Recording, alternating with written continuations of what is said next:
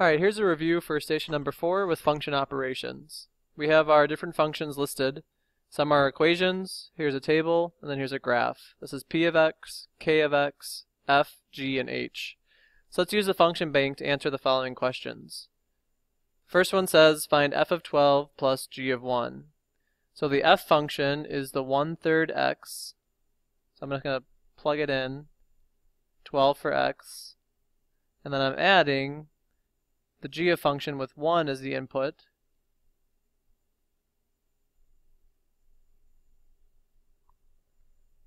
And I'm going to put brackets around this just so I can force myself to remember that I have to do the first function by itself, find that answer, then the second function, and then I'm going to add the answers together. So 1/3 of 12 is 4, and then minus 5. 4 minus 5 is -1. For the second guy, 1 squared is 1 minus 2 plus 3. 1 minus 2 plus 3 is 2. So now I can add my two answers together. -1 plus 2 is 1. And that's it. Next one. This one is nice because k of 0, I can just look at my table and find the input of 0 and what my output is. So k of 0 gives me an output of 96 plus h of -4. So that means I'm going to plug in -4 into this function. I'm going to use brackets again just to help me remember that I'm figuring out what's going on here first and then adding it to the 96. So I used the k function to get 96, and now I'm using the h function and plugging in -4. So I have 96 plus absolute value of -12 plus 2 minus 5. I plugged in -4 and I'm just doing order of operations. So still 96. The absolute value of -10 minus 5.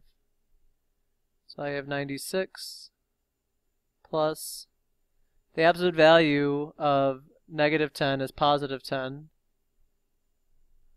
10 minus 5 is 5, so 96 plus 5 is 101.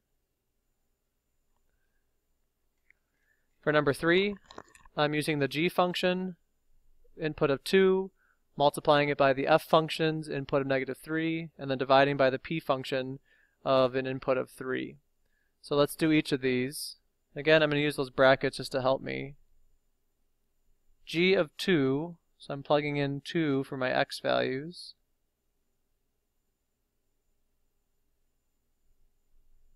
times f of -3, so I'm plugging in -3 for my input value, my x values, divided by, when 3 is my input for p, 1, 2, 3, my output is -1, so that's easy. On the bottom I can just put -1. Okay, so now I'm going to do my math. 2 squared is 4, minus 2 times 2, which is 4, so that's 0, so I've got 3 times 1/3 of -3 is -1, minus 5 is -6, divided by -1. 3 times -6 is -18, divided by -1, so I get +18 for this answer. Okay, next one is saying that z of x is a function made up of two other functions. It's a composite function of f of x minus g of x. So it's asking me to find z of 3. So it means that I'm inputting 3 into the z function, which also means I'm inputting 3 into the f function and to the g function. And here's why writing things in brackets is really important. I'm going to take the f function, input 3, and subtract 5, close the brackets, and subtract the g function, which means I'm plugging in 3 for the x values. But the mistake that most people make when they do this problem is that they'll leave the minus sign here and not put any sort of barrier between this and what's going on over here. You're subtracting this entire thing, not just the first term. That's what would happen if you don't put the brackets or parentheses there. So now I have 1/3 of 3 is 1. 1 minus 5 is -4. Minus 3 squared is 9. Minus 6 is 3. Plus 3 is 6. So I have -4, or -4 minus 6. That gives me -10. And you're done. The next one is talking about find your input x when your f of x equals 9. So when your output gives you 9. So I'm just making my equation equal to 9 because I'm replacing this guy with the f of x. So I'll write it, f of x equals 1/3 x minus 5.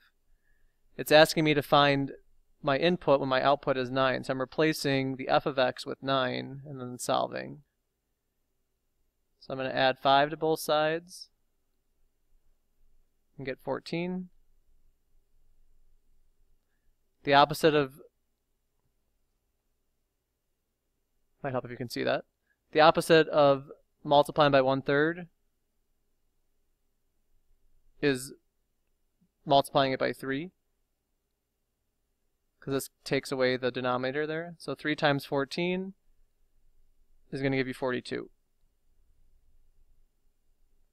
So when my input of 42 goes into this, 9 comes out, because 1/3 of 42 is 14. 14 minus 5 is 9. Same thing over here with this one, except this one's nice and easy because I can use the table. What's my input value that gives me an output of 92?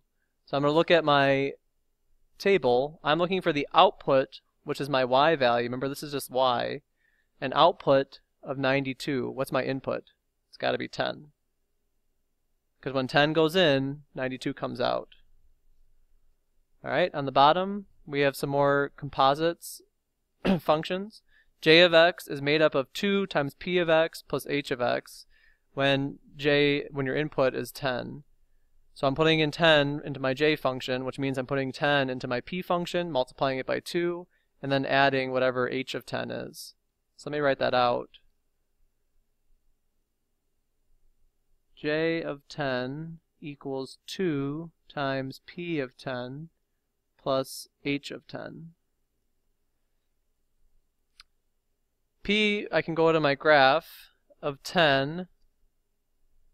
I count 1, 2, 3, 4, 5, 6, 7, 8, 9, 10, and then down to where it crosses, it's crossing at -3. So this is 2 times -3 plus h of 10. I'm going to use my graph over here again, or my equation, the absolute value one, and plug in 10. So the absolute value of 3 times 10 plus 2 minus 5. 2 times 3 is -6 plus 3 times 10 is 30 plus 2 is 32 minus 5. So what's the absolute value of 32? It's 32 minus 5 is 27. So -6 plus 27 is 21. Number 8. I'm going to use some answers I've used already because we found f of 12. F of 12, when I worked on it up here, gave me -1. So this is -1 minus p of 3. So p of 3, if I go to my graph, and actually we did that one as well, but we can check. P of 3, my output was -1, so I'm subtracting -1, plus 2 times g of 1, and we did g of 1 already. Most of the work is done for us. G of 1 was 2. So I have -1 plus 1 plus 4. Adding those together, I get 4 as my final answer. So that one was nice and easy because we already did most of the work in the other problems. Alright, let's take a look at this last guy. Here looks like quite a problem. This is a composite function made up of f, p, and g, and we're looking for when our input is 2. So I'm going to plug in 2 for all of my values of x and then solve. So b of 2 equals f of 2 minus 3 p of 2 plus g of 2, whatever that answer is, squared. So I have to find these values, because these values we did not find previously. So f of 2, go to my f function and plug in 2.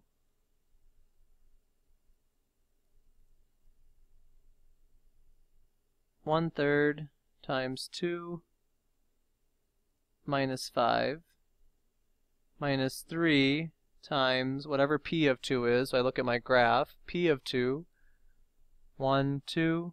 P of 2 gives me 1. And g of 2, fortunately we solved g of 2 before. When we did g of 2, it was on this problem. That gave me 3. And I have to square that value.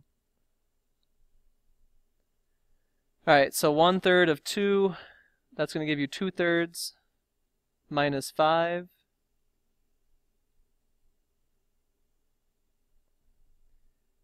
Distribute that, that's minus 3, and then 3 squared is 9. Remember when you're subtracting fractions, you need like denominators. So this turns into 2/3 minus 15/3. I just made this into a fraction and multiplied the top and the bottom by 3. That way I can subtract. Minus 3 plus 9. This gives me negative 13/3. Minus 3 plus 9.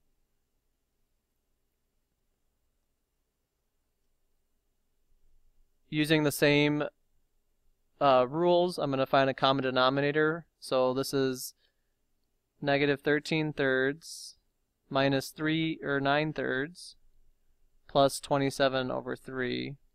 So basically I just multiplied and made these into fractions over 1. So now I can do this. Negative 13 minus 9 is negative 22 plus 27 is 5/3. So your final answer here is 5/3. That one is quite a problem. Any questions, please check on the front board or ask Mrs. Versailles or Mr. D.